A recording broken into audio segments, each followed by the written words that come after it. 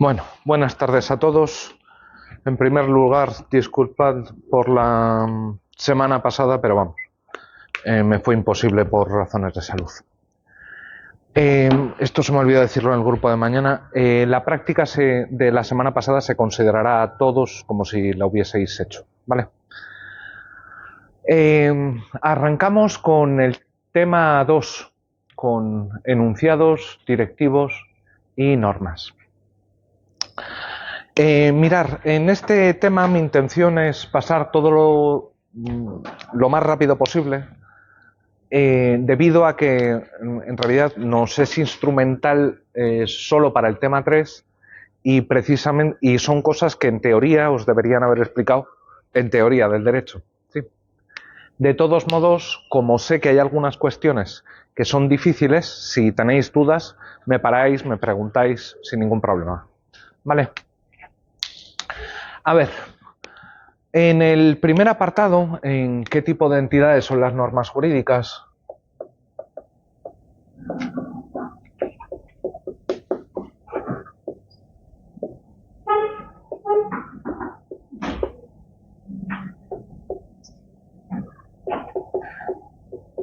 Aquello de lo que nos vamos a ocupar es, sí, qué tipo de cosas son las normas. Esto parecería un no problema, dado que la mayoría de la gente, la mayoría de los juristas, cuando le preguntas qué son las normas, ¿usted sabe lo que es una norma? Sí, en teoría sí. ¿Me lo puede decir? Pues las normas son lo que crean los legisladores. Perfecto. ¿Cómo era tu nombre? Gabriel. Gabriel. Cuando a la gente se le pregunta qué son las normas, a la gente y a los juristas, a los operadores jurídicos, lo más frecuente, lo más normal, es que te digan qué son las normas. Las normas son aquellos textos que emana el legislador. La Constitución es una norma, el Código Penal es otra norma, o tiene un conjunto de normas. ¿Sí?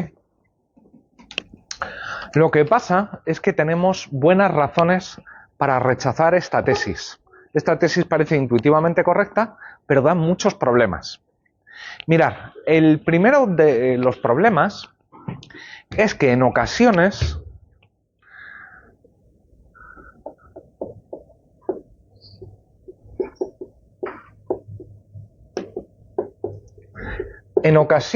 nos encontramos con algún texto del legislador, alguna disposición, vamos a llamarla, o enunciado normativo o texto jurídico,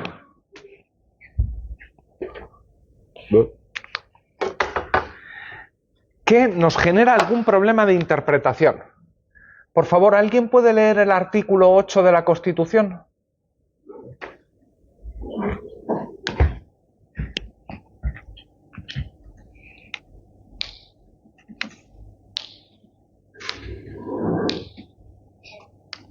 No sean tímidos.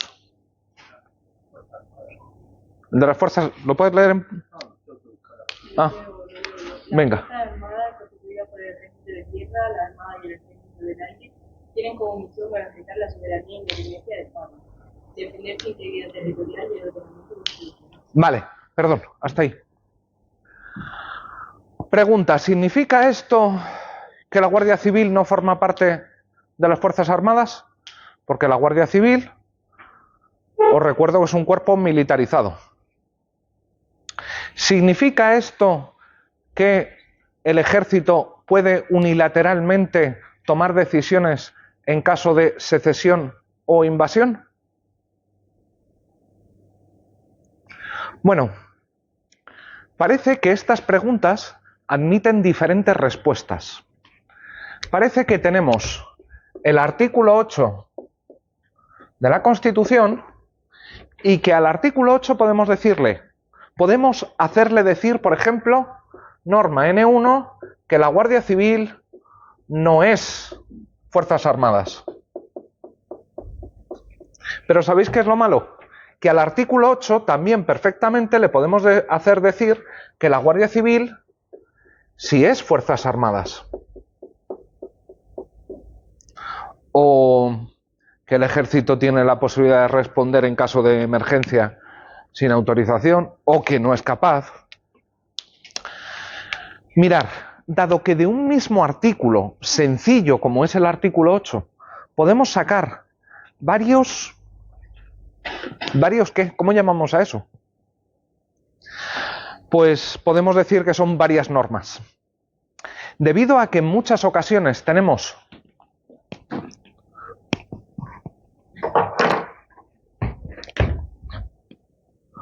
una misma disposición o texto jurídico y de él podemos derivar diferentes normas, pues nos vemos en la necesidad de tener que distinguir precisamente entre los textos del legislador y las diferentes cosas que le podemos hacer decir, las diferentes cosas que podemos interpretar. No es, sin embargo, la única razón por la que debemos distinguir entre disposiciones y normas. Imagínense que hay puesto en la pared un cartel que dice prohibido fumar en clase. Y llego yo, lo cojo, lo enrollo y me fumo el cartel. Lo que estoy haciendo es destruir el cartel. La pregunta es, si yo destruyo el cartel o inscripción o texto, ¿estoy destruyendo la norma? Les pongo un caso más radical. Yo, que a veces tengo mis momentos anarquistas, decido entrar con un lanzallamas en los subterráneos del Congreso de los Diputados, que es donde se guarda el original de las leyes, y en la sede del Boletín Oficial del Estado, y quemo toda copia digital o en papel del derecho español. Esto, desde luego, es el sueño erótico de cualquier anarquista, porque parecería que así destruyes el derecho español. Ya no hay reglas. Y esto es un poco raro. Decir que un anarquista podría llegar a destruir todo el derecho español y que ya no existiría algo así como el derecho español suena muy raro. Podríamos decir que se han destruido las copias, todas las copias incluso. De ahí a que digamos que se ha destruido el derecho español, parece que hay un salto cualitativo. Pero si es así, si el ejemplo del anarquista pirómano no nos convence porque pensamos que, pese a que se quemen las inscripciones o se destruyen las inscripciones, queda algo, entonces no nos queda otra cosa más que admitir que una cosa son las disposiciones y otra es lo que aquellas expresan, las normas. Relaciones, disposiciones y problemas no. Y normas.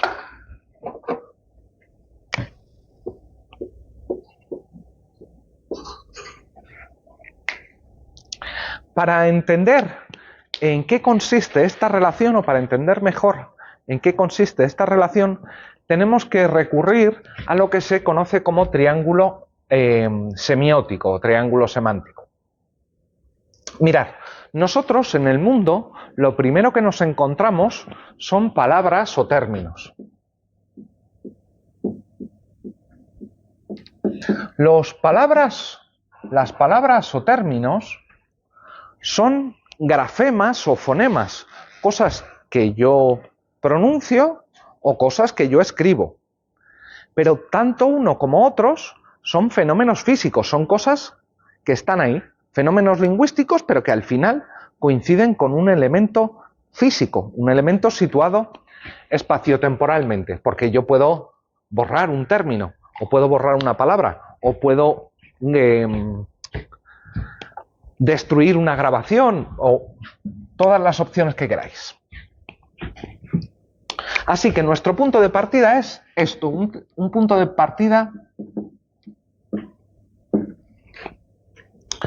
físico, del mundo empírico. Pero mirar, lo que nos interesa es ver cómo funciona el significado de nuestros términos. Pensemos en el significado de la palabra silla o en la palabra silla. Si tú le preguntas a una persona que no sabe español qué es una silla, o si una persona que no sabe español te pregunta qué es una silla, hay varias opciones, pero una de ellas es mostrar esto. ¿Sí? Esto es una silla. Claro, la primera opción es señalar una entidad del mundo empírico o su referente o extensión que coincida con aquellas cosas del mundo externo a las que estamos dispuestos a llamar silla. ¿Vale?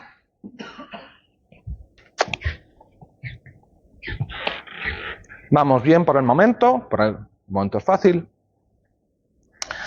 Ahora bien, no siempre tenemos una silla a mano, o a veces no queremos simplemente mostrarle a alguien una silla, sino que queramos que sea capaz de identificar todos los objetos que pueden recibir el nombre de silla. ¿Sí? Y entonces, Michael, ¿qué es una silla? 4, al menos una pata. Es un mueble y tiene un plano horizontal, una pieza horizontal.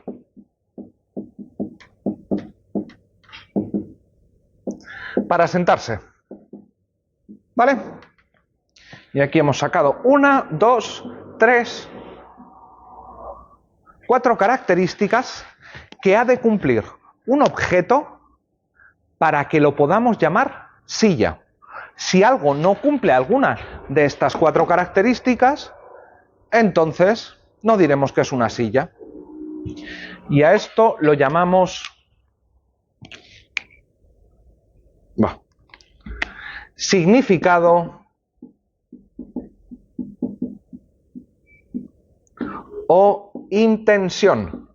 No intención, intención, con S. ¿Vale?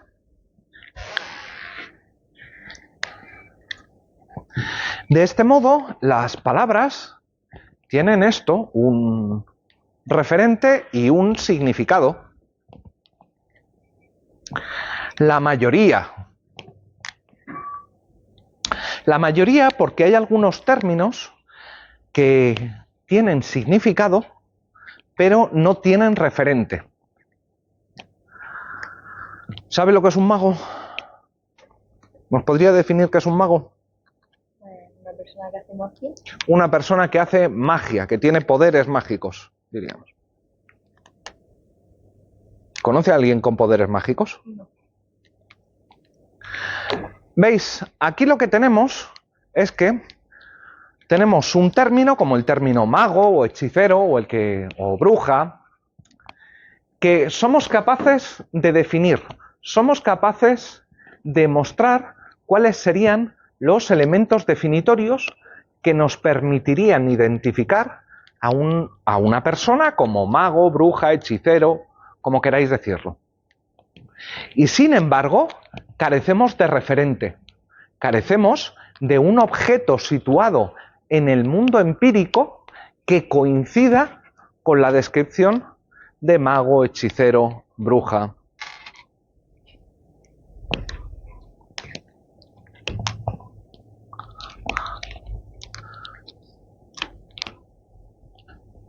¿Has visto alguna vez una norma? Yep. ¿Dónde? Yo te diría que en la Constitución lo más que has visto es una disposición, un texto, grafema. Porque si hemos dicho que si yo destruyo el texto, no estoy destruyendo la norma, entonces la norma no es el texto. Entonces, en el mejor de los casos, la norma es el significado. Pero claro, si la norma es el significado y este no coincide con el texto, ¿qué hostias serían las normas? ¿Qué tipo de objetos son?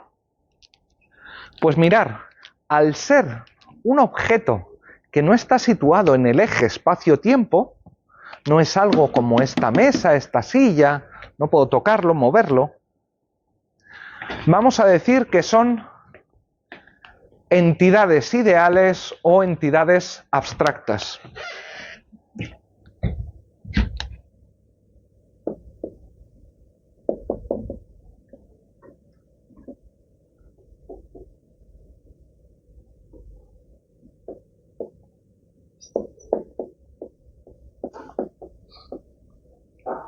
¿Vamos bien por el momento?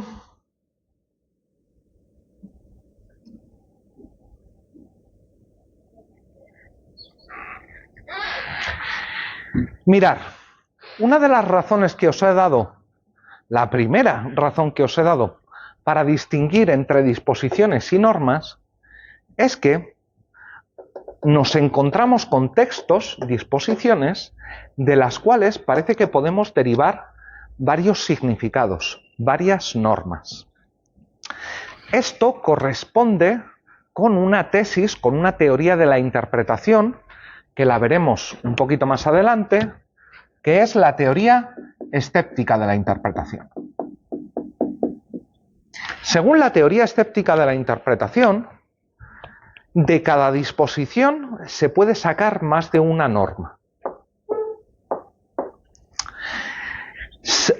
Por tanto, para quien sea escéptico en materia de interpretación, quien piense que los textos son equívocos y les puedo legítimamente hacer decir cosas diferentes, si yo creo que de cada texto se pueden sacar más de una norma, entonces tengo que comerme la distinción entre disposición y norma. Tengo que aceptar sí o sí la diferencia entre disposición y norma. ¿Vale?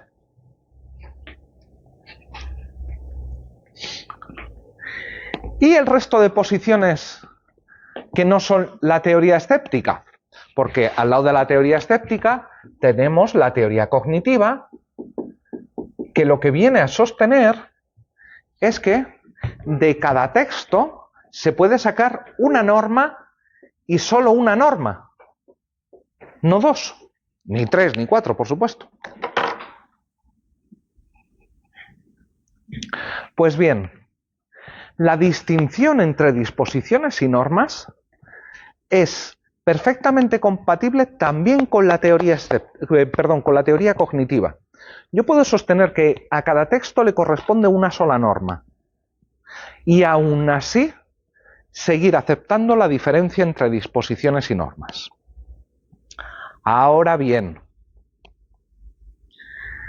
el cognitivista, a diferencia del escéptico, no necesita de la diferencia entre disposición y norma. Puede suscribirla o no. No suscribirla sería decir que las inscripciones, los textos, son lo mismo que las normas. ¿Sí? Esta sería otra de las opciones. Opción suscrita, de hecho, por uno de los catedráticos de esta facultad que se acaba de jubilar, Rafael Hernández Marín, que lo que sostiene exactamente es esto, que no existe diferencia entre disposiciones y normas, que las normas no son otra cosa más que el producto físico de escribir o hablar, ¿sí? Así que si elimino un texto o elimino todos los textos que expresan esta norma, estaría eliminando la norma en sí, claro. Alguien podría decir, bueno, pero esto es altamente raro o altamente discutible. ¿Por qué pensar esto.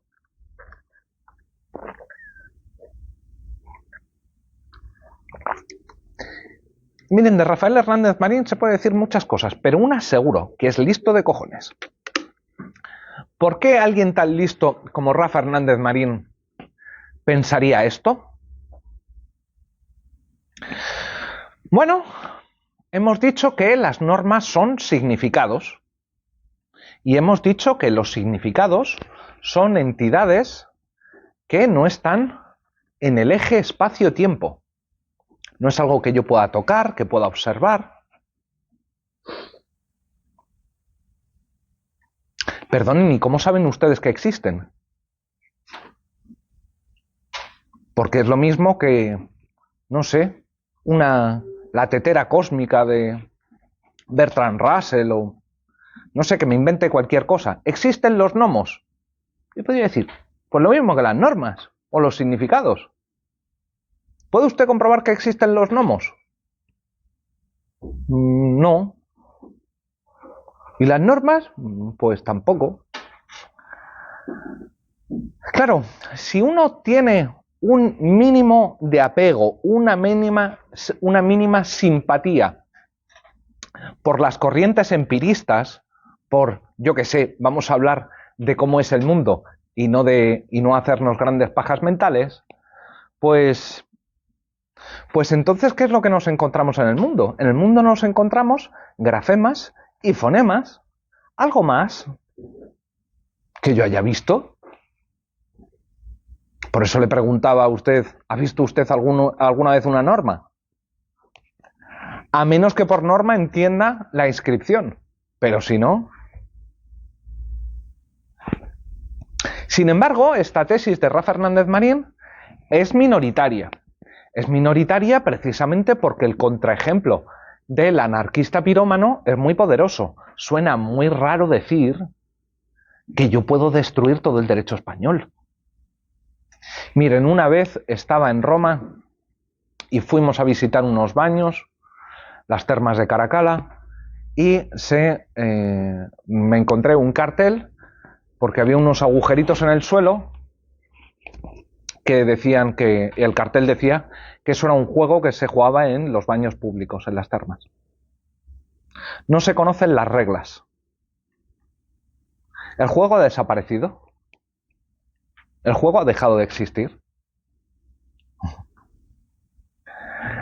Miren, no sabemos cómo se juega, pero no podemos decir que el juego haya dejado de existir. Tenemos vestigios de que el juego existió y que sepamos no hay nadie que haya sido capaz de destruir el juego. Así que puede que no recordemos cuáles son las normas del juego, pero que el juego tenía normas. Sí. Ya, pero si entendemos la definición de juego como actividad en la que personas se divierten y no hay personas que se divierten, ya no existe el juego. Mira, la definición de juego, y tienes mucha razón, es problemática en filosofía. También existe una filosofía de los juegos y que está basado normalmente en si los juegos son una actividad o si son un conjunto de normas. Si son una actividad, bueno, acabada la actividad, ahí tendría razón. Pero si piensan en las reglas de cualquier juego, el parchís, el ajedrez, las damas, todo eso son conjuntos de normas. Claro, si este conjunto de normas es desconocido, ¿significa que ya no existe? Significa que ya no lo conocemos. De ahí a decir que ya no existe, parece que hay un paso ulterior, que hay algo diferente. Y claro, por eso precisamente nos vamos a agarrar por el momento a la concepción de que las normas son significados, son las condiciones de uso de un término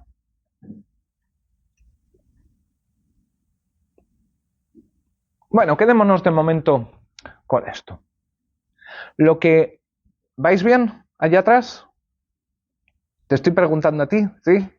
Bien, no pasa nada porque te pregunte. Cuidado que hay un momento en que esto se va a poner un poco complicado y no quiero que... Vale. Sí. Bueno, no estoy seguro de si puedo. Voy.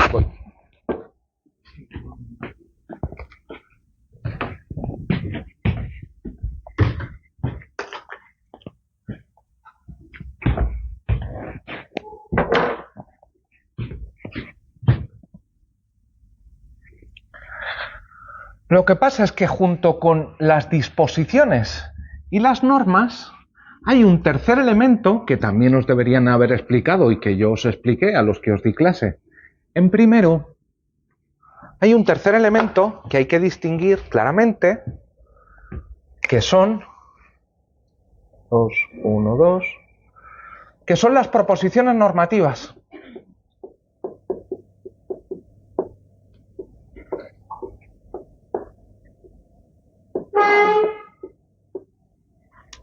Sabemos que por un lado tenemos los textos o disposiciones.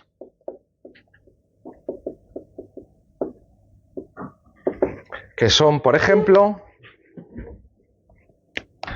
el artículo 8 de la Constitución.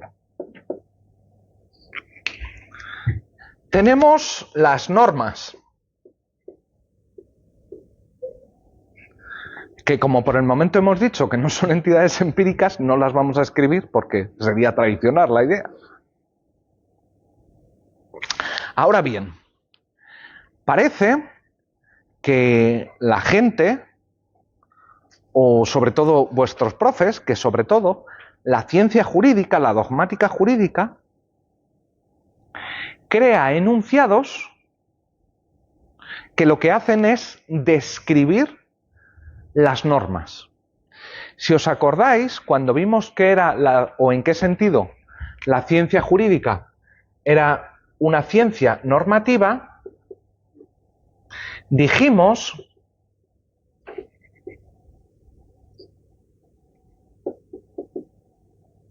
que tenía por objeto normas. Y claro, al tener por objeto normas, y pretende ser una disciplina descriptiva, al menos una parte, pues, ¿qué vas a describir? Pues las normas, a aquellos enunciados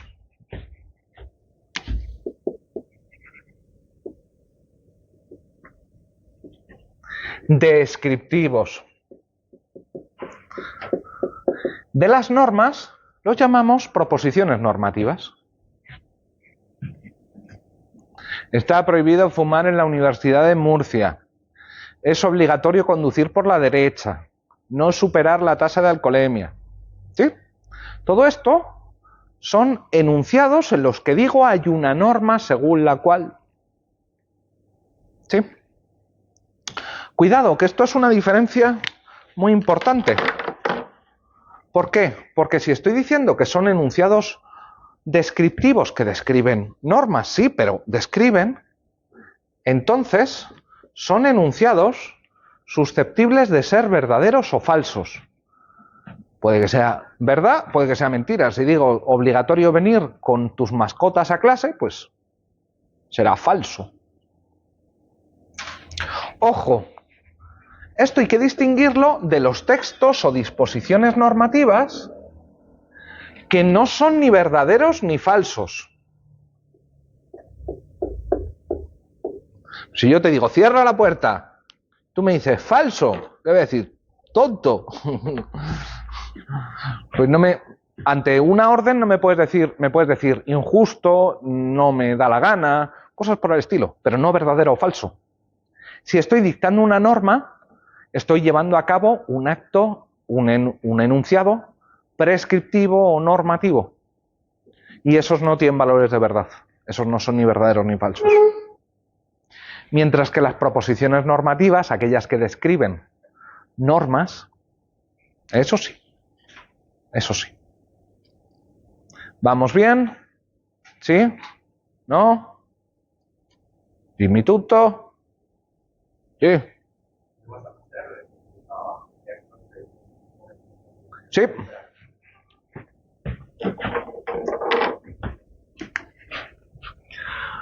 Venga, pongamos el artículo 8 de la Constitución.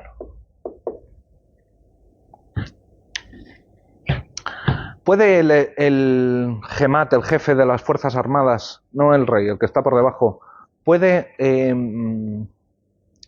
actuar sin el consentimiento del gobierno?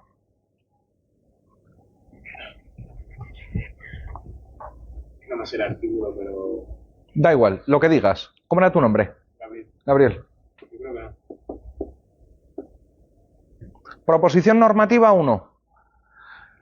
La disposición es el texto de la Constitución. Lo que dice Gabriel, que dice el artículo 8, es la proposición normativa. ¿Vale?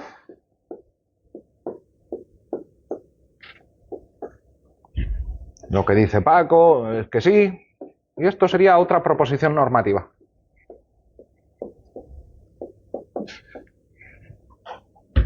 ¿Ok? Pero ¿cómo era tu nombre? Federico. Pero claro, la confusión de Federico es normal. Es normal porque este tipo de enunciados pueden dar lugar a equívocos o son enunciados equívocos. Pongamos que el profesor llega a clase y escribe en la pizarra: prohibido usar teléfonos móviles.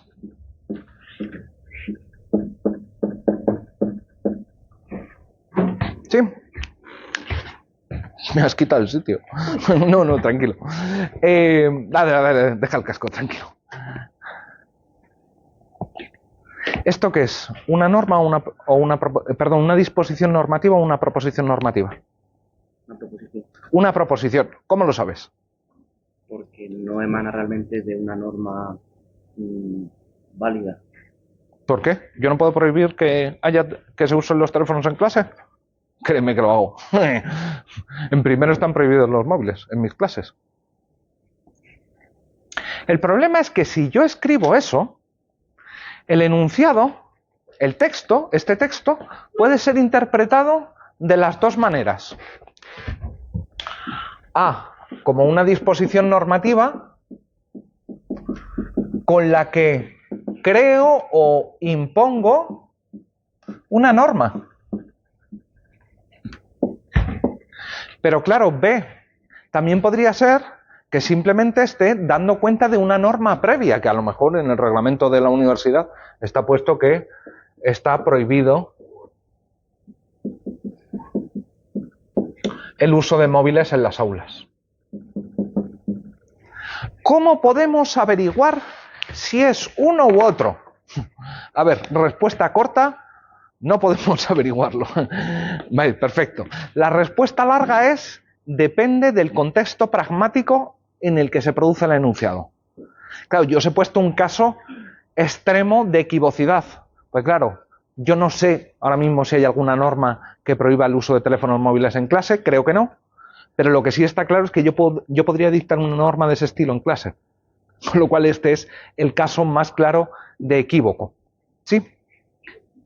Si te llega un policía municipal, un policía local, y te dice: aquí no se puede aparcar, ahí no vas a pensar que es que el policía local está creando una norma. Esto es un poco raro, ¿sí? Si llega el legislador y te dice: está prohibido fumar en las aulas universitarias, no parece que esté describiendo nada. Va a depender del contexto, pero ojo que a veces el contexto de enunciación es equívoco, ¿sí? También puede ser que el policía local esté dictando una norma, no sé, porque hay pasa la Virgen de la Fuensanta y dicta que en ese sitio no se puede aparcar, ¿sí? Que crea él mismo una norma en ese momento, ¿vale? ¿La policía crea normas en el momento que nos aplica en el momento? Sí, por supuesto, ¿sí? Mirad, dentro de las proposiciones normativas suele diferenciarse, o hay algunos autores que diferencian, entre proposiciones normativas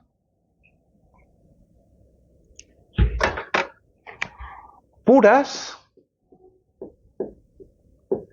y proposiciones normativas aplicativas.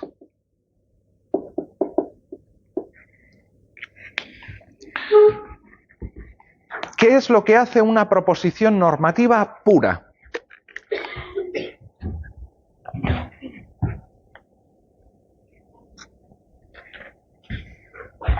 Pues mirad, una proposición normativa pura lo que hace es decirnos que hay una norma, que existe una norma, que la norma es válida, que la norma es vigente, ¿sí? Pero solo nos dice esto. Nos dice, hay una norma según la cual la puerta tiene que estar cerrada o los estudiantes no deben gritar al salir.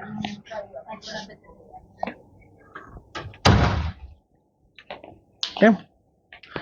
En la Constitución española tenemos el artículo 14 que establece la igualdad entre todos los españoles. ¿Sí? Ahí lo único que estoy diciendo es que hay una norma que dice que. ¿Sí? Sin embargo, en las proposiciones normativas aplicativas, lo que tendríamos no es únicamente una afirmación, o no tenemos una afirmación acerca de la existencia,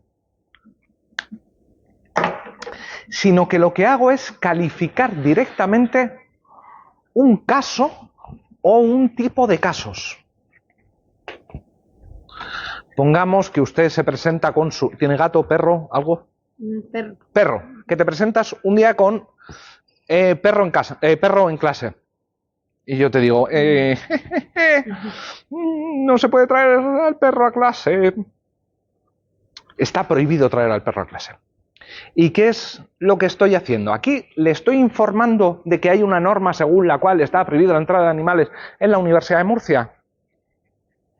Estoy diciendo, ese comportamiento está prohibido. Estoy lo mismo que haría un juez o un órgano administrativo aplicando la norma para decirle, cuidado que esto es un caso de incumplimiento o de cumplimiento. ¿Sí? Aquí lo que en las aplicativas lo que calificamos son o hechos o tipos de hechos. Cuidado con esto. Porque yo podría decirte dos cosas. Podría decirte, ¿cómo se llama tu perro? Hanna. Hanna, perra. Sí. Hanna no puede estar aquí. Entonces ahí estoy haciendo referencia a un caso concreto, a un ser individual. ¿Sí? Pero también podría hacer referencia no a Hanna en concreto, sino a una clase. A la clase de los perros. Y decir, los perros no pueden estar aquí. Valdría para Hanna o para cualquier otro perro. ¿Sí? Ahora bien, esta distinción, aunque nos permite entender bastante de las cosas que hace la ciencia jurídica o dogmática jurídica, que a veces en ocasiones se dedican únicamente a decir que hay una norma según la cual, pero hay otras muchas ocasiones en las que te dice, no, mira, ese tipo de comportamiento está prohibido. ¿Vale? Pero insisto, lo que me interesa es que veáis que no existe una desconexión o una separación total entre proposiciones normativas puras y proposiciones normativas aplicativas. ¿Por qué? Bueno, si pongamos que yo lo que di... ¿cómo era tu nombre? Perdón. Paulina. Paulina. Le digo a Paulina, es que en la Universidad de Murcia hay una norma que prohíbe la entrada de animales. ¿Esto qué sería? ¿Pura o aplicativa? Tal cual, puro. Tal cual, pura. Es pura. ¿Sí? Una proposición normativa pura. Lo que pasa es que cuando, al menos en el ámbito jurídico, decimos que existe una norma, no decimos sin más que existe una norma. Solemos querer decir que la norma es o válida, o vigente, o aplicable, alguna de estas cosas. Y claro, el punto es que para saber si una norma es válida, nosotros utilizamos el derecho. ¿Os acordáis que os dije la semana antepasada que la ciencia jurídica era una ciencia normativa también en el sentido de que aplicaba normas? Vamos a ver de nuevo en qué sentido. Claro, si yo digo, hay una norma en la Universidad de Murcia que prohíbe la entrada de animales, estoy presuponiendo que es una norma válida, que es una norma que han dictado los órganos de la universidad dentro de sus competencias. Ojo, que podría no ser así. Pongamos que llega el rector de la Universidad de Murcia y dice que a partir de mañana todas tenéis que venir en falda. Pues mira, es más o menos que si llega el alcalde de Ceguín y le declara la guerra, no sé, al estado de Jamaica, por ponerlo. Mirad, la declaración de guerra del alcalde de Ceguín a Jamaica es lo que en filosofía suele llamarse, o en filosofía jurídica suele llamarse un pedo mental. Porque claro, o sea, cuenta como lo mismo que un erupto. Es como si hubiese eruptado. Ningún valor. ¿Por qué? Porque no tiene la competencia atribuida para declarar la guerra a nadie, ni siquiera a los del pueblo al lado. Así que la declaración de guerra es como si hubiese estornudado, de verdad. ¿Qué pasa si llega el rector de la Universidad de Murcia y dice que a partir de mañana tenéis que venir todas en falda? Pues que es como si hubiese tirado un pelito. Que no cuenta. Claro, y es que cuando decimos hay una norma según la cual, en el hay una norma estamos diciendo hay una norma válida que al menos ha sido creada por la autoridad competente, ¿sí? Y que competente en el sentido de que tenía la competencia material para dictarla, que se han seguido mínimamente unas reglas de procedimiento y que no viola normas jerárquicamente superiores. Es lo mismo que, no recuerdo qué película de Woody Allen era, pero hay una película de Woody Allen en el que, me parece que era el de En Bananas, en el que el tipo se hace dictador de un pequeño país centroamericano y decide de un día para otro que el idioma oficial iba a ser el sueco, ¿sí? Pues es lo mismo que si digo yo que a partir de mañana hay que hablar en sueco en clase y que solo se van a admitir cosas en sueco. Pues hombre, me podéis decir, aparte de estar loco, usted no tiene competencia para cambiar el idioma oficial de las clases, ¿sí? Así que ojo, cuando estoy llevando a cabo una proposición normativa pura, cuidado que estoy aplicando unas cuantas reglas. Estoy aplicando reglas de competencia. ¿Tiene la competencia material para hacerlo? De procedimiento, ¿se ha creado la norma de manera correcta? De compatibilidad con otras normas, ¿viola normas jerárquicamente superiores? Porque si no, no nos atrevemos a decir, hay una norma que, podremos decir, el rector ha dicho, el legislador ha dicho, pero decir que hay una norma que, parece que querría decir un poquito más. ¿Pasa lo mismo con las proposiciones normativas aplicativas? Claro, si yo le digo a Paulina, Hanna no puede entrar en clase, ¿qué estoy presuponiendo? Estoy presuponiendo una proposición normativa pura, según la cual hay una norma del rector, según la cual no se puede entrar con animales en la universidad, ¿sí? Así que si bien la distinción entre proposiciones normativas puras y proposiciones normativas aplicativas es útil para entender qué estamos haciendo, cuidado que están implicadas mutuamente, ¿vale? Bueno. ¿Sería parecido a la distinción entre el ser y el deber ser? No, cuidado. ¿O por qué dices que sería parecido a la distinción entre ser y deber ser? Pues porque prohibido toda la universidad con perros es una proposición pura, pero una persona que necesite su perro guía, pues un estudiante podría sería aplicativa y podría entrar a la universidad. Una cosa es que la norma tenga excepciones, como que pueden entrar los perros guías, o que la proposición normativa sea falsa porque no contempla las excepciones, o sea, solo parcialmente verdadera. Esto es una cuestión. Pero hay otra cuestión más profunda, más jodida, según la cual las proposiciones normativas no serían enunciados descriptivos. Esta es la tesis de un filósofo menor llamado, un filósofo del derecho menor llamado Hans Kelsen, según la cual las proposiciones de la ciencia jurídica no describen, sino que son enunciados acerca del deber ser. A esto, otro desconocido, Herbert Hall, le dijo, a ver, ¿no será que lo que quieres decir es que describen un deber ser?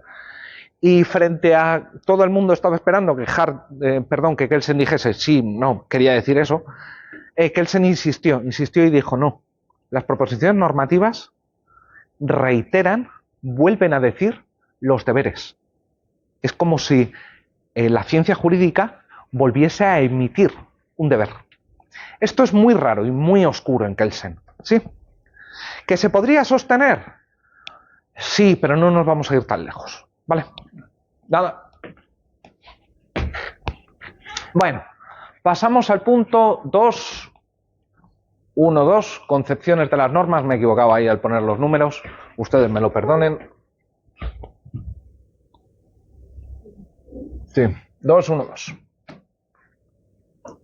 Pasamos a concepciones de las normas. ¿Qué hora es? Uy, sí, es la hora.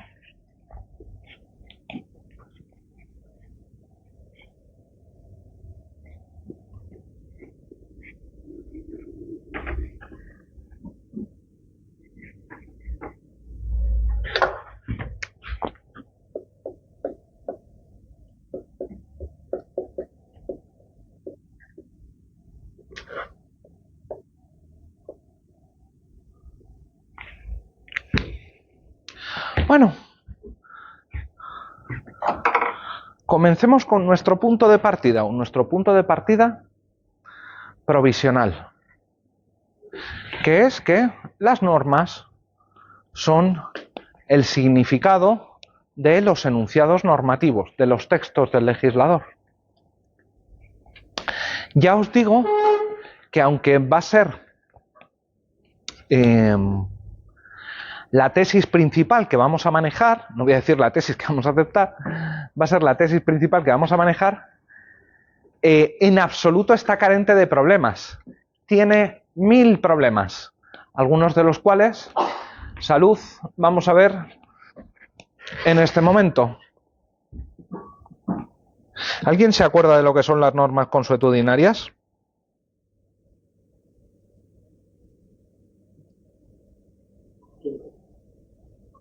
Ya, pero ¿qué es la costumbre?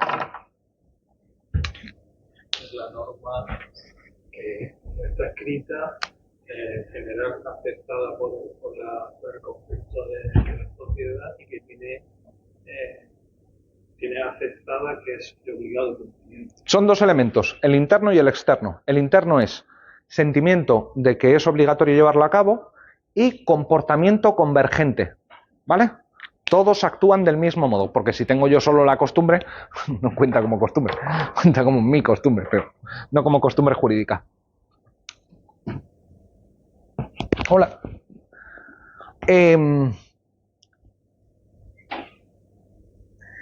Si hemos dicho que que las normas son el significado de los textos, ¿dónde está el texto en la costumbre? Y este es un primer problema de la idea de que las normas sean significados o que sea el significado de un texto normativo. ¿Por qué? Porque tenemos normas consuetudinarias que no están expresadas en el texto, porque no hay ningún texto, por definición. Si es una norma consuetudinaria es que no viene de un texto. Posteriormente se podrá decir que es el juez el que la reconoce al aplicarla o que la aplica y por tanto la reconoce, pero vamos a ver, para poder aplicar una norma consuetudinaria, primero tienes que reconocer su existencia. La norma consuetudinaria está antes de la decisión del juez, no es que el juez se la invente, de hecho el juez la encuentra y dice, ah, esto es la costumbre, y te la aplica, ¿sí? Pero es previo, ¿vale? Un segundo punto complicado respecto de aceptar que las normas son el significado de los enunciados es que, bueno, hemos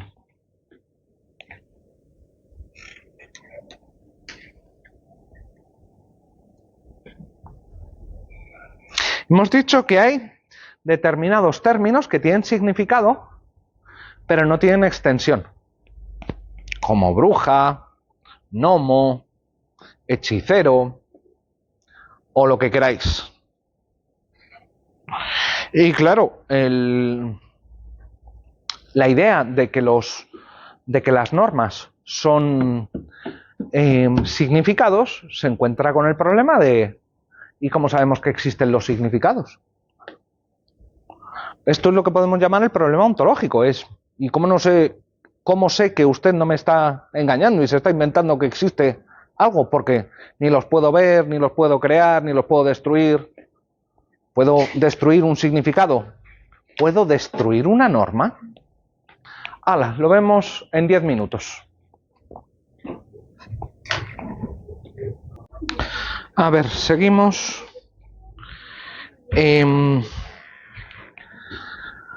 Ya hemos empezado a señalar algunos de los problemas de considerar que las normas son significados.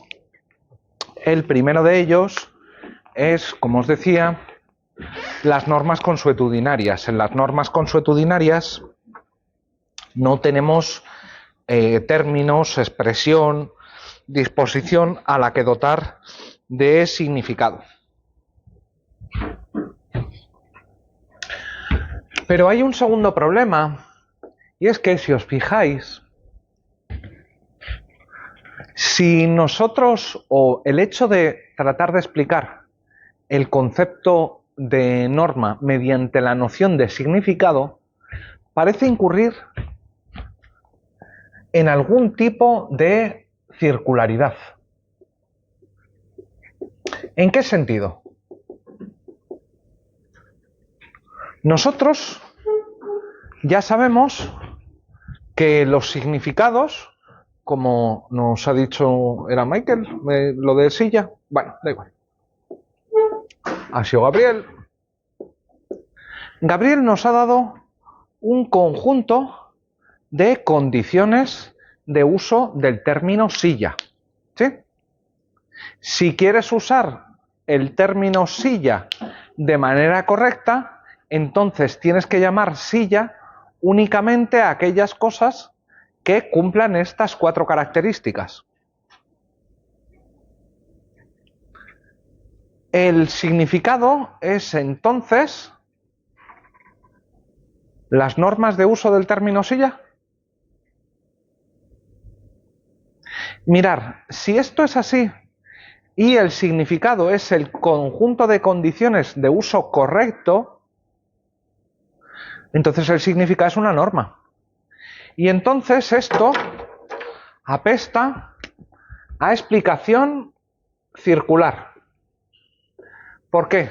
Porque la noción de norma, para explicar que es una norma, decimos que es un significado, el significado de un texto. Y para decir que es un significado, recurrimos a la noción de norma. Es como se usa correctamente, es decir, una norma, un término. Y esto huele algo raro, La primera, os recuerdo, la pongo para que nadie se pierda, la primera era el tema de las normas consuetudinarias.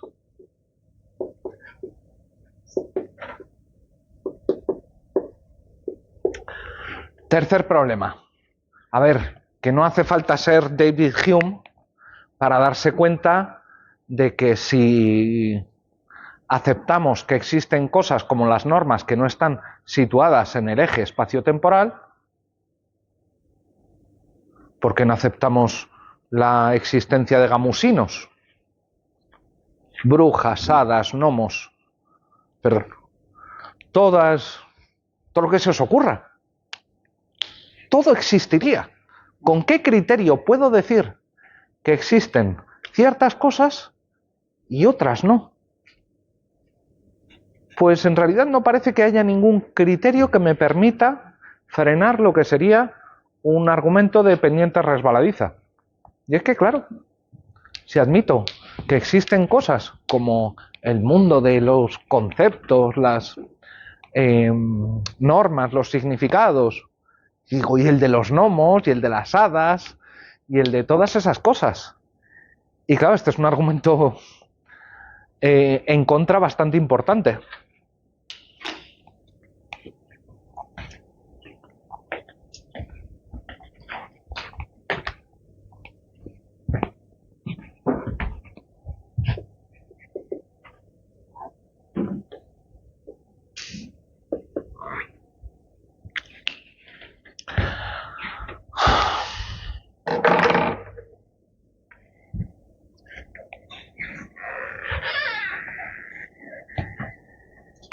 Seguro que porque algo no esté situado espacio-temporalmente, nos vemos obligados a decir que no existe.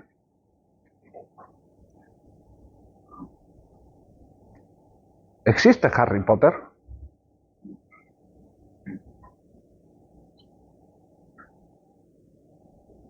¿Existen los Reyes Magos? Qué simpático.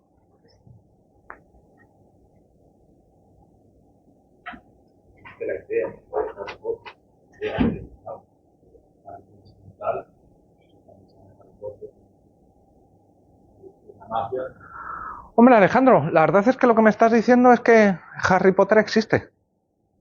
No existirá en el mismo sentido que existe este atril o que existimos tú y yo, pero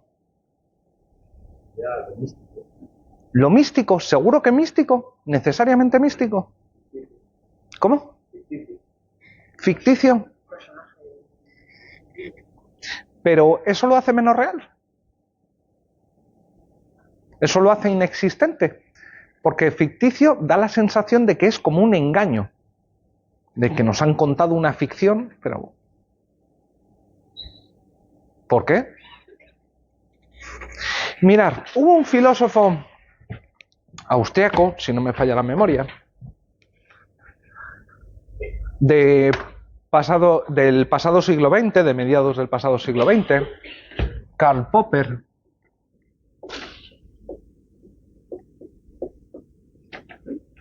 que sostuvo que podríamos clasificar el conjunto de cosas que existen en tres mundos, en tres planos diferentes de existencia. Bueno, Popper los llamó respectivamente mundo 1, mundo 2 y mundo 3. Vamos con el mundo 1. ¿Qué es esto del mundo 1? ¿O qué tipo de cosas hay en el mundo 1? Para Popper es claro, en el mundo 1 están las cosas situadas espaciotemporalmente. Esta puerta, usted, yo, su teléfono móvil, la pared, la electricidad, aunque no la veamos, las ondas electromagnéticas, no las vemos, pero sabemos que están. Hemos creado instrumentos para medirlas. ¿Vale? Así que el mundo 1 es el mundo de los objetos extensionales, donde están las cosas. Aquello que puedo situar en el espacio-tiempo. Pero para Popper hay un segundo mundo, una segunda forma de existencia, que es en cierto sentido físico. Lo que pasa es que no es como el mundo 1, que suele ser o es externo a nosotros mismos. El mundo 2 es el mundo de nuestros pensamientos. Mirad, Karl Popper trataba de escribir en contra de los positivistas lógicos o neoempiristas, que nosotros ya hemos visto en clase. Según el neoempirismo o el positivismo lógico, todas las cosas que existen son reducibles a aquellas que existen en el eje espacio-tiempo. No hay nada que esté más allá del espacio-tiempo. En este sentido, al menos buena parte de estos autores eran fisicalistas.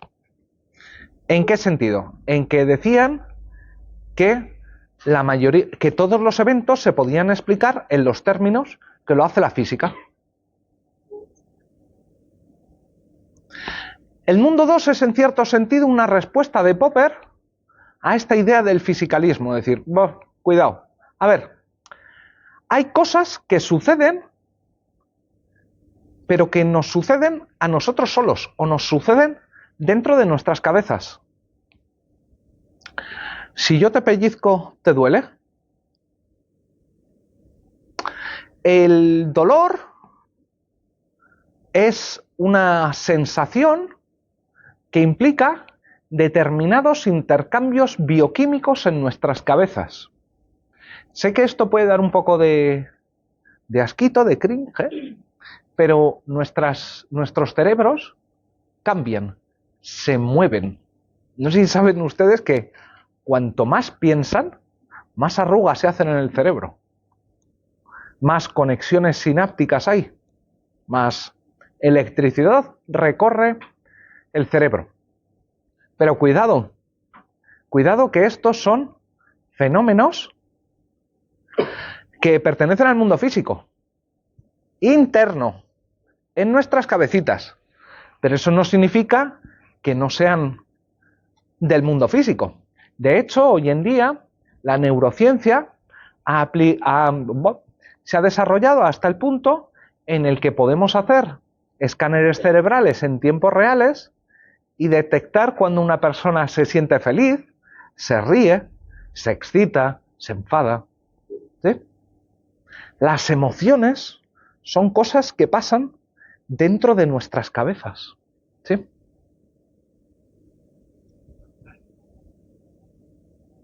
Hay que tener en cuenta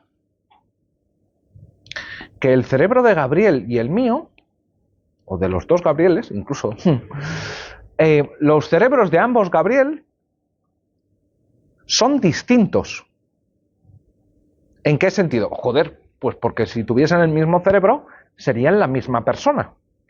Y no parece que seáis la misma persona, sois dos sujetos autónomos. Así que la sensación de frío, de calor, de dolor, de alegría, de Gabriel, ¿cómo es el apellido? Sánchez, y de Gabriel Peña, de Sánchez y Peña, son dos cosas diferentes, son dos emociones diferentes.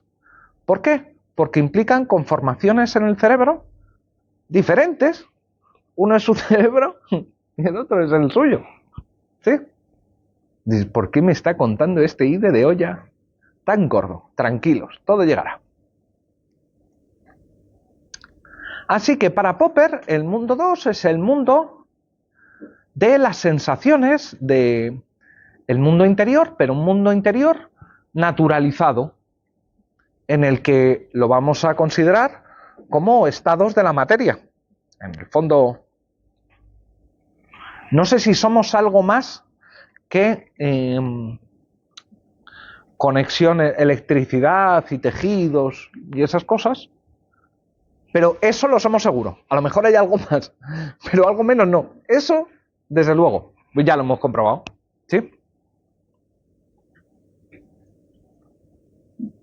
¿Cómo es su nombre? Richard.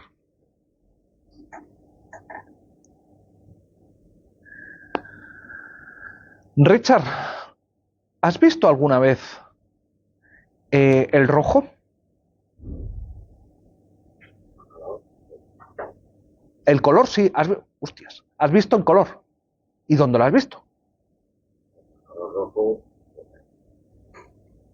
El coche, camiseta, un color se puede ver en diversos sitios. Coño, entonces yo diría que lo que has visto son cosas rojas. Relacionado con el color rojo. Pero si es relacionado con, es que no es el color. Son cosas relacionadas con el color. Cosas que tienen la propiedad de ser rojas, pero que no parece lo mismo que ser rojo, que es la rojedad. Sí, joder, macho, efectivamente. Una longitud de onda. ¡Ay! Venga, te lo cambio. ¿Cómo era el nombre que no me acuerdo? José, perdón, que algunos se me quedan otros. José, ¿sabes lo que es el frío? La ausencia de calor. Nah, mentira. El frío es esa sensación de cuando te estás pelando y dices, hace frío. ¿Tienes frío en este momento? Si somos capaces de saber lo que es el frío sin tener en un momento dado la sensación de frío, entonces es que el frío no es exactamente idéntico a la sensación de frío. Una cosa es que yo perciba el rojo, porque hay ciertas cosas que son rojas, o de las que puedo predicar la propiedad de ser rojas, y otra cosa es el frío en sí, o el rojo en sí. Un sujeto que no tiene ningún tipo de relación de amistad, ¿puede saber lo que es la amistad? No has tenido ni un solo amigo en tu vida, pero ¿sabes lo que es la amistad? Yo te diría que se puede saber lo que es la amistad sin haber tenido ninguna amistad. Pero si esto es así, oh holy shit, tenemos un problema o una oportunidad, no sé cómo llamarlo. ¿Por qué? Una cosa es la sensación de frío. Mi cerebro detecta algo y se pone de una determinada manera. El amor, la felicidad, la amistad, todas estas cosas suponen conformaciones de mi cerebro diferentes. Pero si para mí es posible contemplar o pensar la idea de rojo, de amistad, de amor o de frío, más allá de mi propia conformación mental, más allá de la sensación de frío, hostias, entonces puedo hablar del frío, del color, de un montón de cosas que no coinciden con un estado físico, ni siquiera con el estado físico de mi cabeza, porque la amistad no se puede, no la puedo reducir a aquello que pasa en mi cabeza, porque podría ser que yo no tengo amigos, pero sé lo que es la amistad. Si existen cosas como lo rojo, la rojedad, la amistad, el frío y cosas por el estilo, entonces hemos aceptado lo que Karl Popper llamó el mundo 3. El mundo de los significados, el mundo de los conceptos, si alguien quiere poner el nombre platónico, el mundo de las ideas. Ojo, Popper no tenía una ontología, que de eso es de lo que estamos hablando, de cuáles son las cosas que existen. Platón tenía una ontología muy robusta. Pensaba que las ideas existían en el mismo sentido que existe Alejandro, o que existo yo, o que existe este teléfono móvil. Decían, existen igual. ¿Sí? Popper y yo somos, Popper es mucho más moderado. Y te dice, ojo, que no significa que existan en el mismo sentido. Ahora bien, para explicar determinadas realidades, he de recurrir necesariamente debo recurrir necesariamente a la existencia de determinadas entidades que no están situadas en el espacio-tiempo, como es la amistad. Una cosa es la relación de amistad que tengamos tú y yo, que en un momento dado empieza y en un momento determinado puede acabar. Pero si tú en un momento determinado te quedas sin amigos, puedes llegar a decir, añoro tener amigos. Añoro el que la amistad. Claro. Entonces estoy presuponiendo una noción que es diferente de las propias experiencias que he tenido, de las propias experiencias mentales. ¡Ja! Y si este es el hogar de las normas, y si el mundo 3 es donde viven los significados y las normas, bueno, esta es una de las opciones.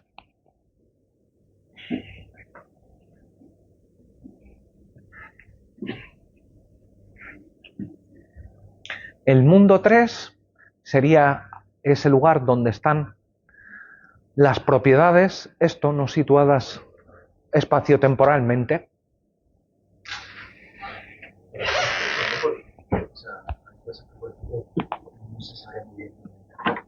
Ah, bueno, pero este es un problema diferente. Que tengamos algunas dudas respecto de dónde encajar algunas cosas.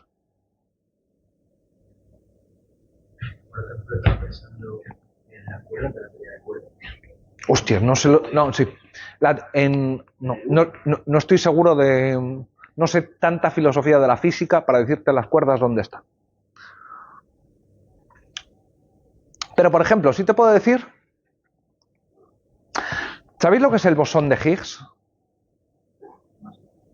Más o menos. ¿Alguien ha visto la película de Ángeles y Demonios?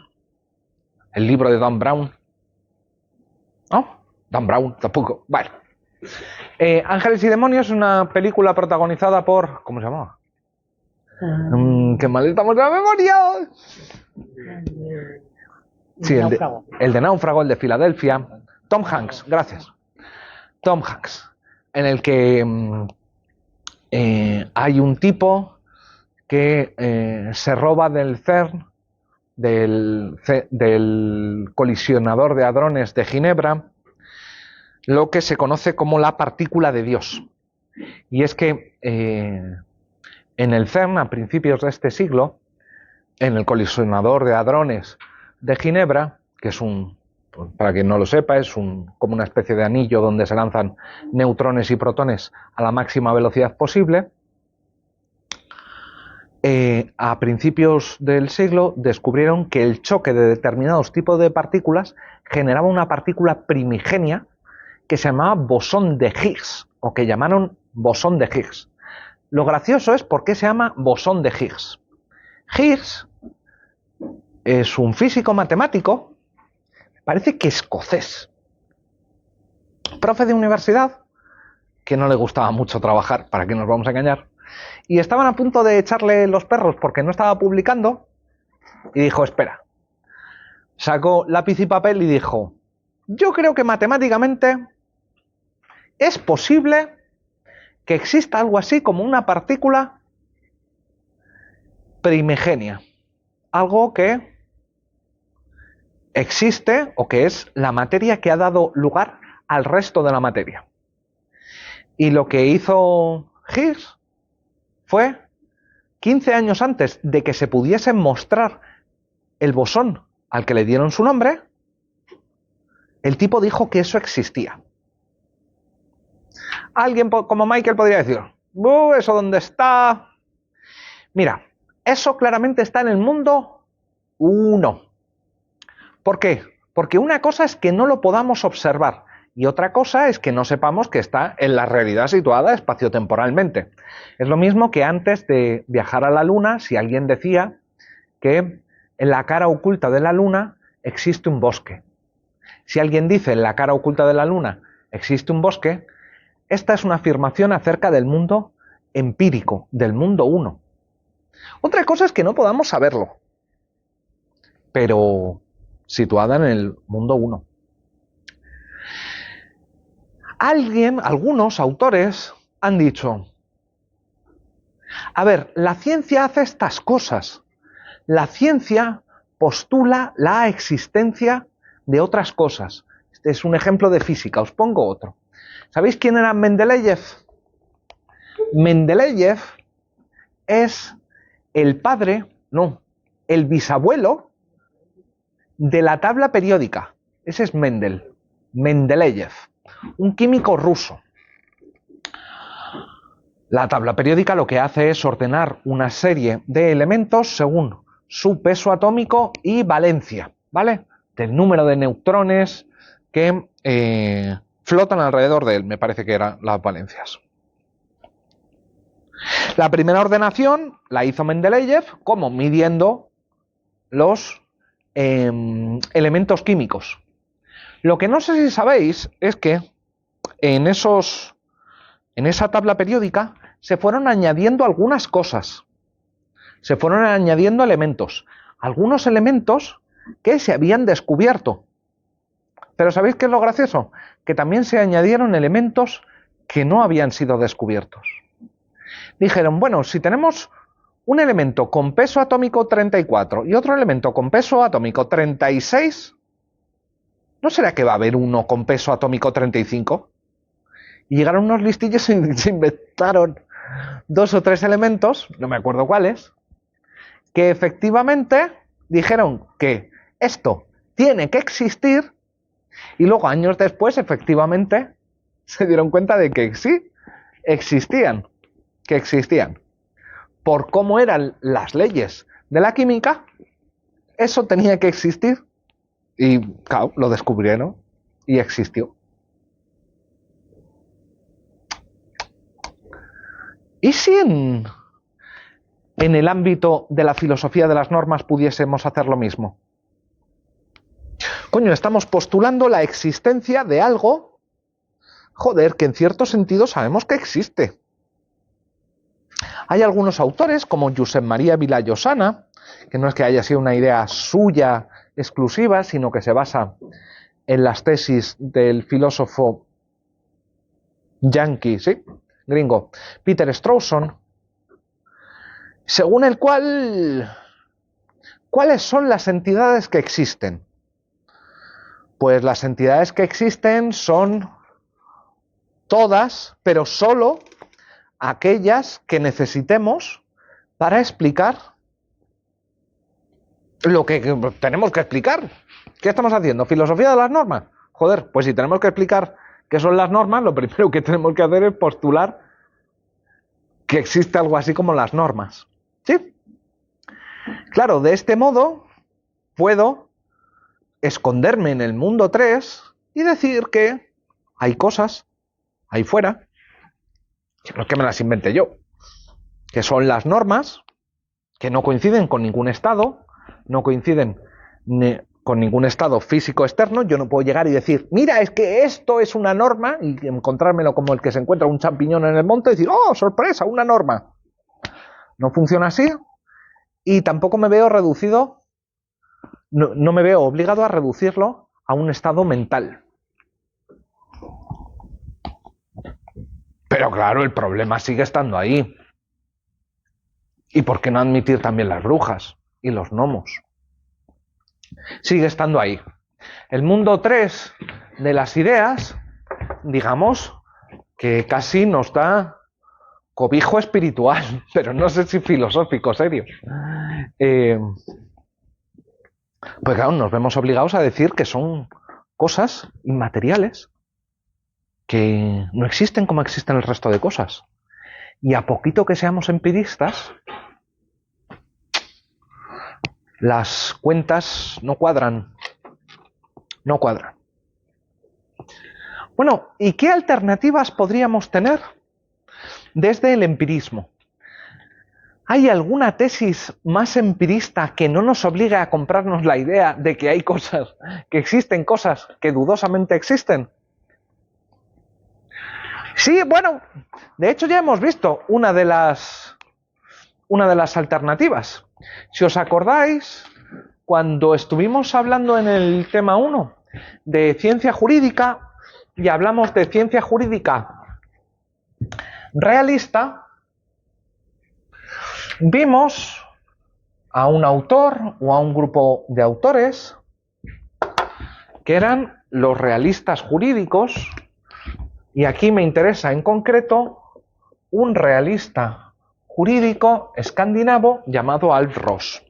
Yo os dije, para Ross la ciencia jurídica debe ser una ciencia predictiva, una ciencia que se base en el derecho vigente. ¿Y qué es el derecho vigente? Dijimos en su momento. Está compuesto por dos cosas, dos elementos. Un elemento externo y un elemento interno. ¿Cuál es el elemento? Venga, empecemos con el interno.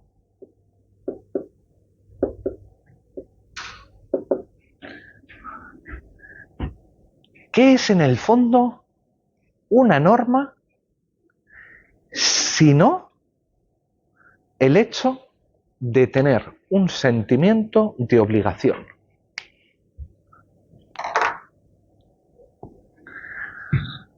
¿Las normas son algo más que aquello que nos mueve a comportarnos de una determinada manera? Decir que existe la norma prohibido fumar significa que yo me siento en la obligación de no sacarme un cigarrillo y encendérmelo en clase. ¿Algo más? Pues si es algo más, entonces son gamusinos, gnomos, brujas. Claro, de esta forma, el derecho vigente estaría compuesto por las auténticas normas. Claro, las normas, claro, como a Rawls le interesaba el derecho vigente, son las aplicadas o las que estaban dispuestas a aplicar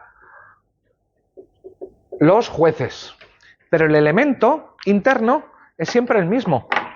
Es un sentimiento. Sentimiento de obligatoriedad.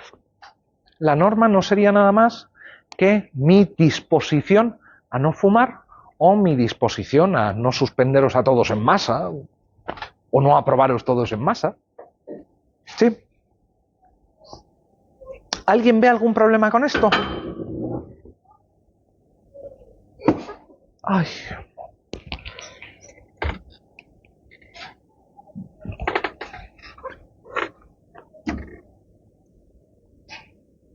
¿Cuántas normas habría así?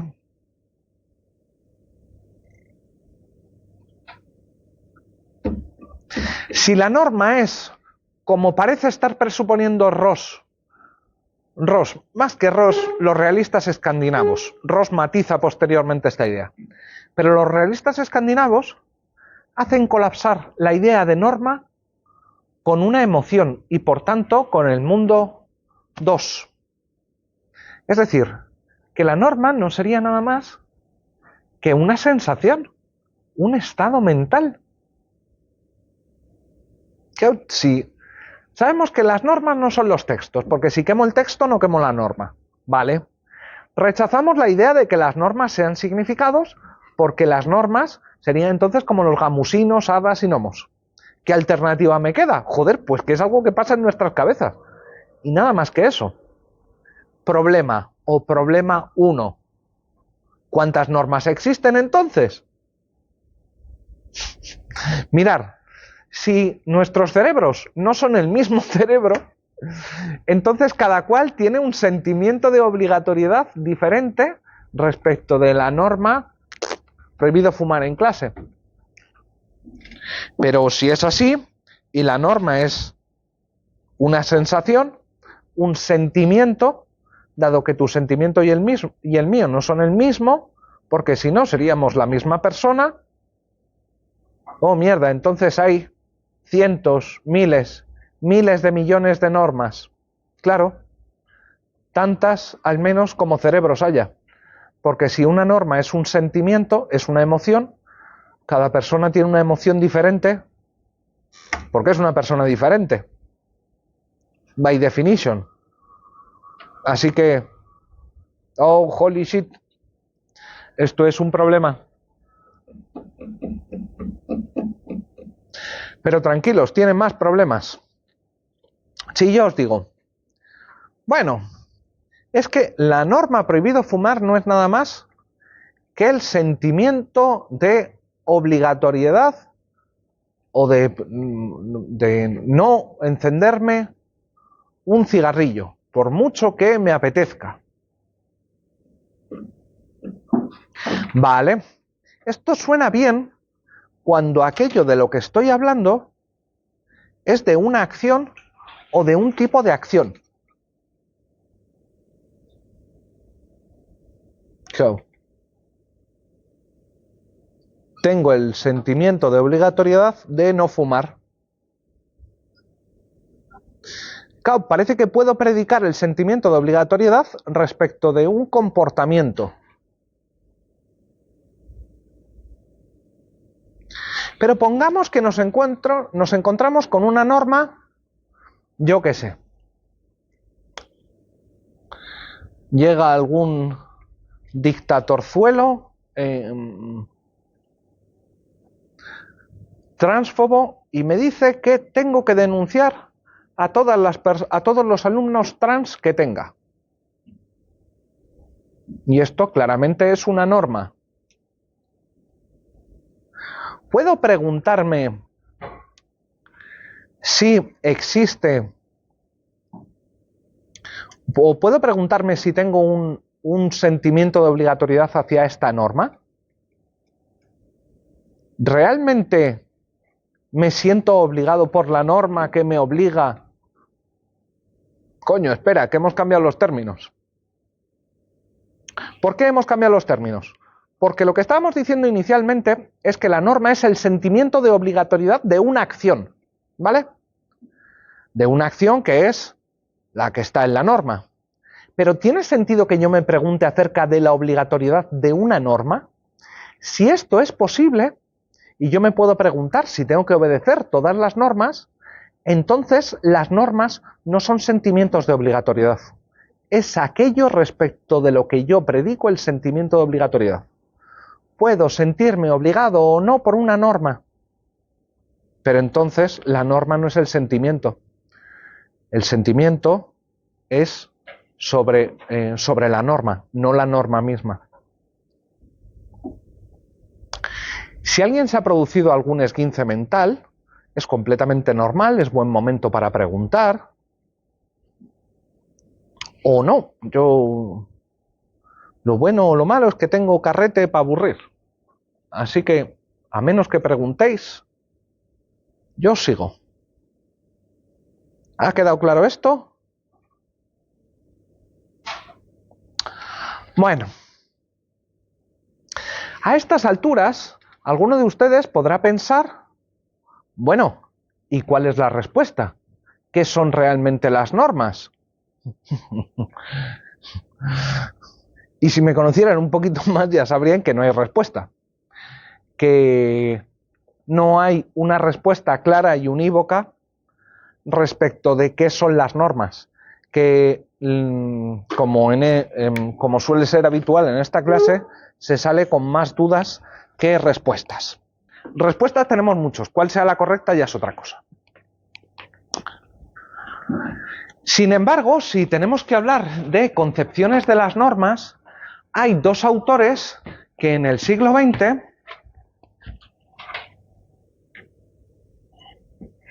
han tratado de dar cuenta de esta controversia y que de hecho ellos mismos fueron cambiando de opinión. ¿Qué hora es? 46.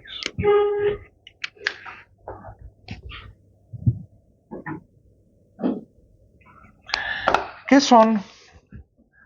Carlos Alchourrón, ya nos han salido, y Eugenio Bulillín. Según estos autores, hay dos concepciones de las normas, dos formas de concebir las normas que son mutuamente excluyentes e incompatibles. Según la primera concepción de las normas, la concepción hilética o semántica, ¿qué son las normas? Bueno, semántica. ¿Sabemos lo que es la semántica? Sí, ¿no? No, sí, ¿no? Bueno, en el lenguaje tenemos tres planos. El de la semántica, sintáctica, pragmática.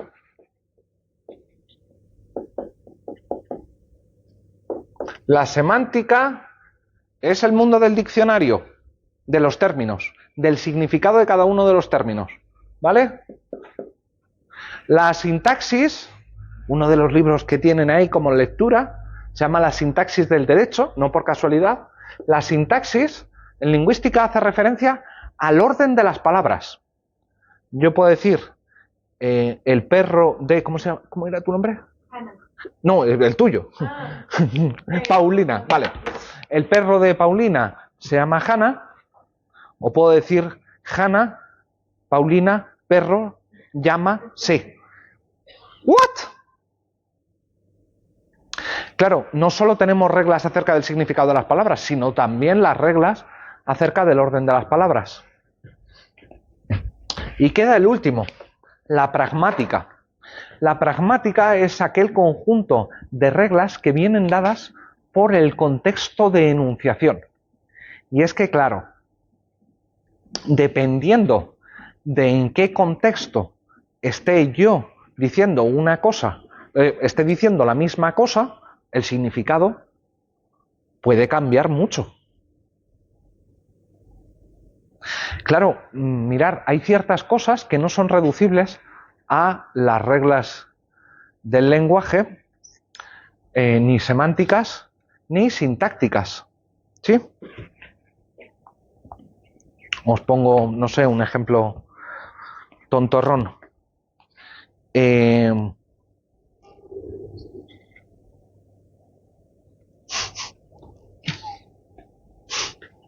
Sí, venga. Si yo veo a un amigo y le pregunto, oye, ¿cómo está la familia? Pues va a entender que le estoy preguntando por su familia, ¿sí? Sin embargo, hace poco, en el Congreso de los Diputados, un diputado le preguntó al presidente del gobierno que cómo estaba la familia.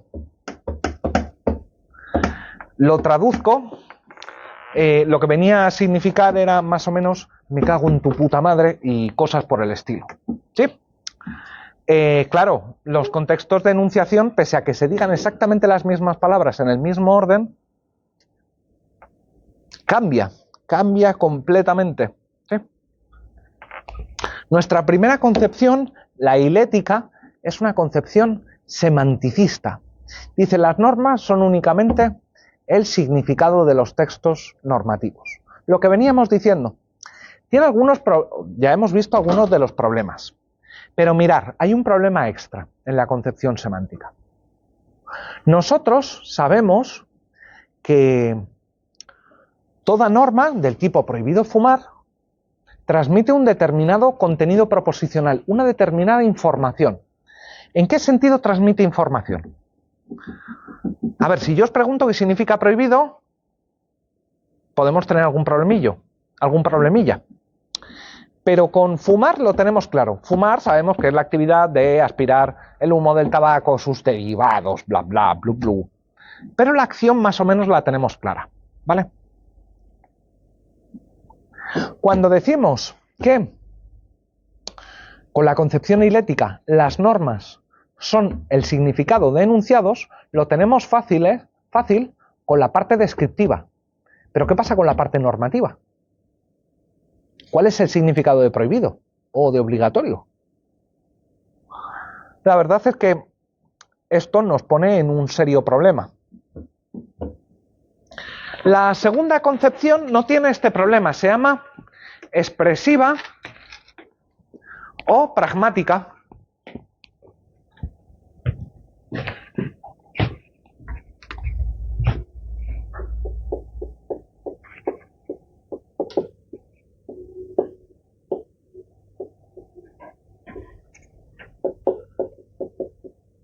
Te dice, ¿qué es una norma? Bueno, si vemos el segundo nombre, pragmática, ya te indica en qué ámbito estamos. Estamos en que la norma, más que una cosa, es algo que sucede en determinados contextos.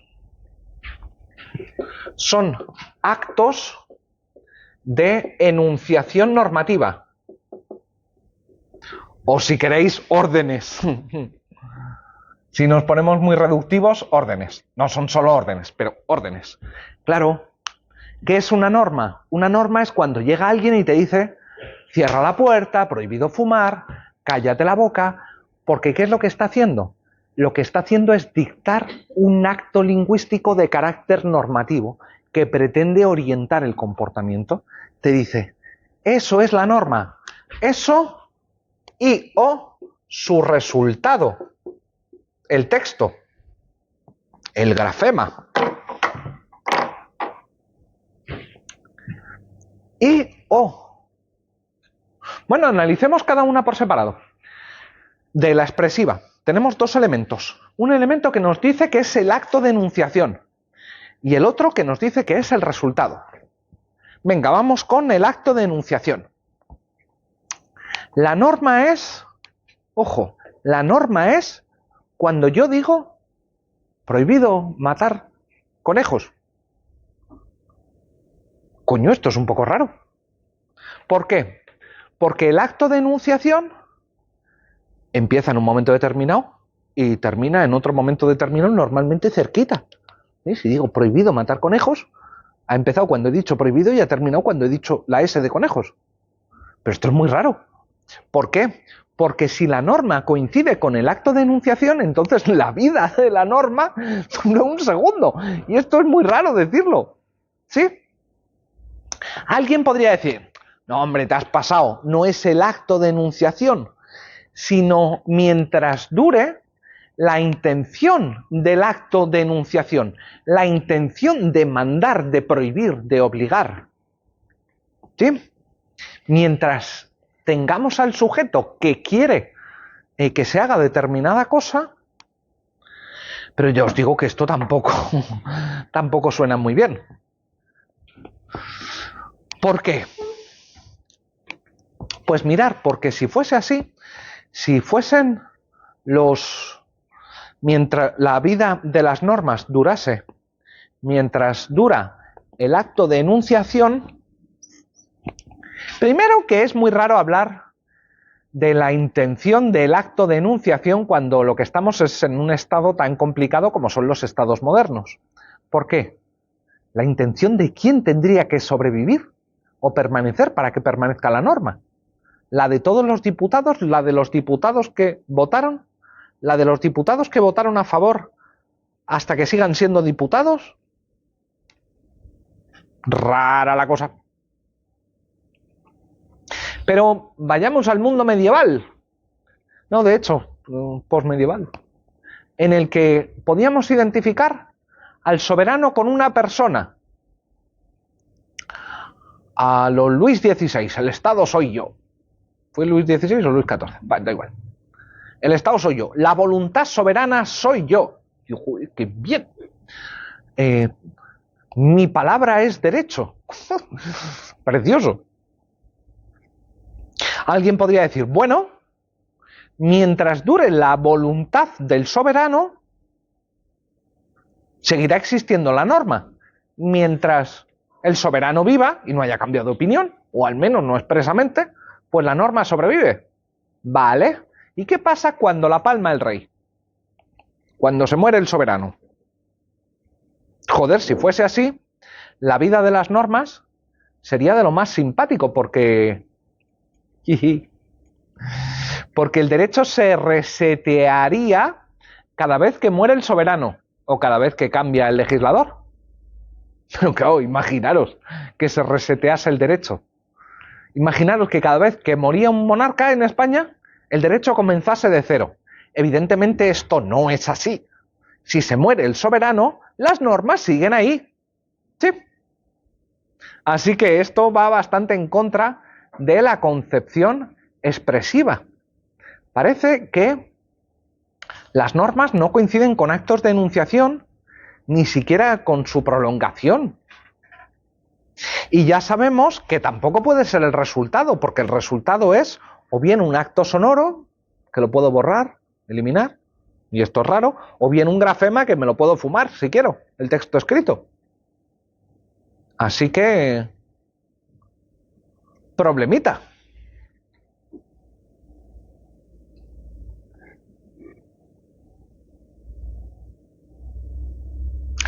Un último problema respecto de la concepción semántica o hilética. Venga, pongamos que estamos dispuestos a aceptar que existen los gnomos, las hadas, las brujas y las normas en un mundo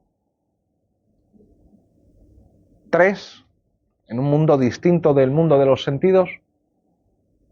Y con esto termino.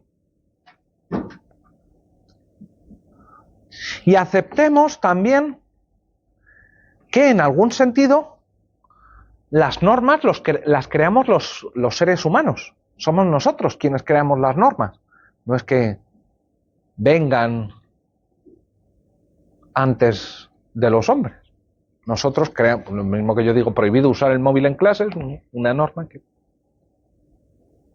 Vale, pero si destruir el texto no es destruir la norma, coño, entonces ¿cómo destruyo una norma? ¿Se puede destruir una norma? Le meto una carga de, yo qué sé, material radioactiva, implosiona por dentro y la norma desaparece. Claro, esto es muy raro, decir que puedo crear un objeto pero no puedo destruirlo. De hecho, si digo que no puedo destruir el objeto, seguro que lo he creado yo. Pareciera que todas las invenciones humanas que podemos crear también las podemos destruir. Así que si no la puedo destruir, a lo mejor es que no la he creado yo. Y si no la he creado yo, oh holy shit, ¿las normas qué pasa? ¿Que serían anteriores a los seres humanos? La norma según la cual está prohibido fumar ¿existiría antes de que se inventase el tabaco? Pues claro, si las normas son cosas que no puedo destruir y que cabe pensar que no puedo crear, entonces las normas serían atemporales, serían anteriores a los seres humanos. Y hostias, esto también es muy, muy, muy raro. Supongo que lo de hoy ha sido una clase de... ¿Cómo lo llamamos? No me sale la palabra. Desilusiones. Sobre esto me temo que no hay respuestas, hay solo problemas. Mañana pasamos al punto 2, tipos de normas.